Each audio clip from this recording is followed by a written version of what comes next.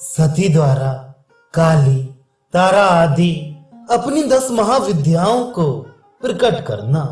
सती बोली, महादेव, क्या अपने सम्मुख स्थित मुझ सती को आप नहीं देख रहे हैं?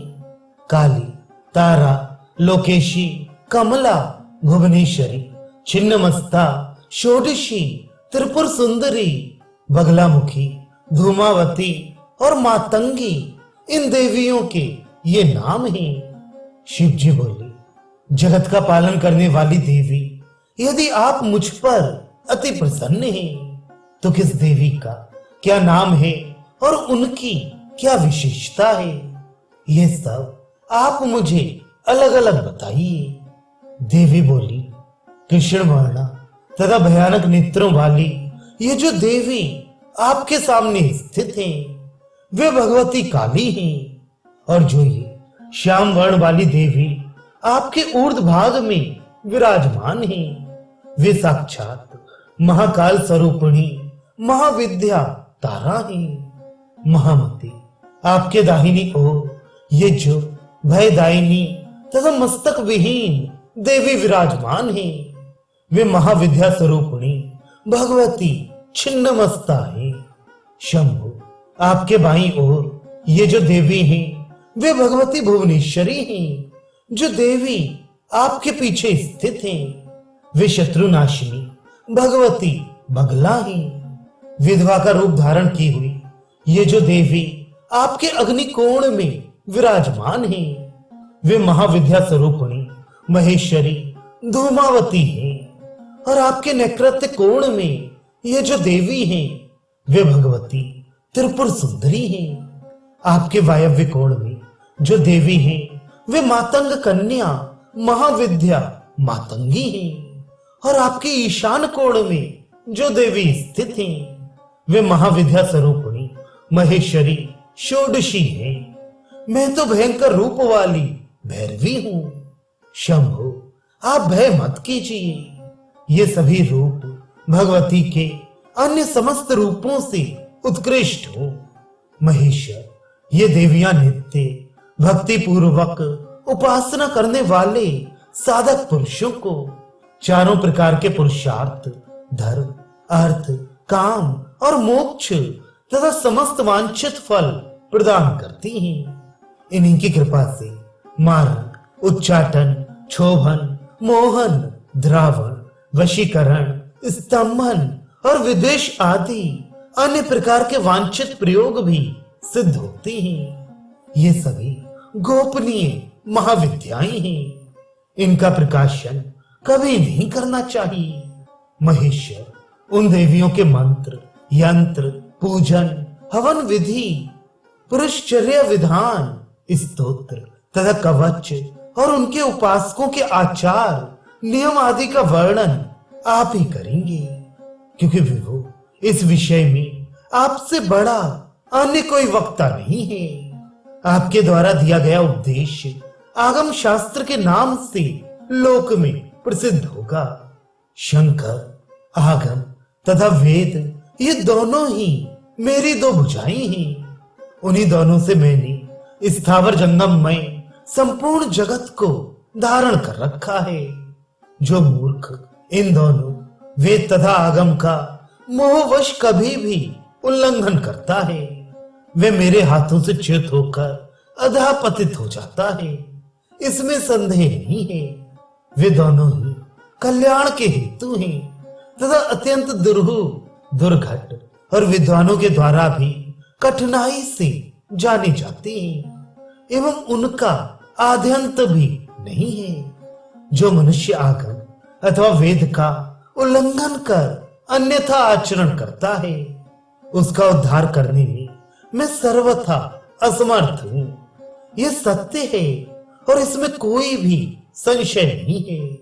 इन दोनों की एकता पर सम्यक विवेचन करके बुद्धिमान व्यक्ति को धर्म का आचरण करना चाहिए और कभी भी अज्ञानतावश इन दोनों में भेद नहीं मानना चाहिए।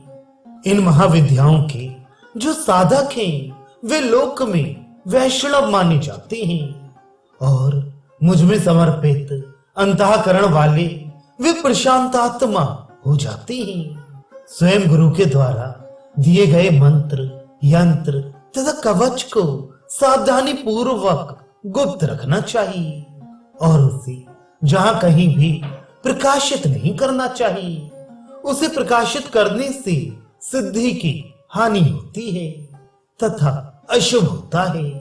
अतः उत्तम साधक को चाहिए कि पूरे प्रयत्न के साथ उसे गोपनीय रखे। महादेव, महामते, आपके द्वारा ये करणीय कर्म मैंने आपसे कहा क्योंकि मैं आपकी प्रियतमा हूं और आप भी मेरे अत्यंत प्रिय पति हैं। अपने पिता दक्ष प्रजापति के अभिमान के विनाश के लिए मैं आज वहां जाऊंगी। अतः देवेश, यदि आप वहां नहीं चल रहे हैं तो मुझे ही जाने की आज्ञा दीजिए। देव, यही मेरा अभीष्ट है और आपका भी। अतः यदि आप मुझे अनुमति दे दें तो मैं अपने पिता दक्ष प्रजापति के यज्ञ के विध्वंस के लिए चली जाऊं। श्री महादेव जी बोले। नारद, उन भगवती का यह वचन सुनकर शिव डरे डरे से खड़े रहे और फिर उन्होंने भयानक नेत्रों वाली उन देवी काली से कहा। शिव जी बोले, मैं आपको पूर्णा, परमेशानी तथा परा प्रकृति के रूप में जान गया हूं। अतः ज्ञानवश आपको ना जानते हुए मैंने जो कुछ कहा है उसे क्षमा करें। आप आद्या हैं, परा विद्या हैं तथा सभी प्राणियों में विराजमान हैं। आप स्वतंत्र रहने वाली परमा शक्ति हैं। अतः कोई भी कार्य करने या ना करने के लिए आपको आदेश देने वाला कौन है?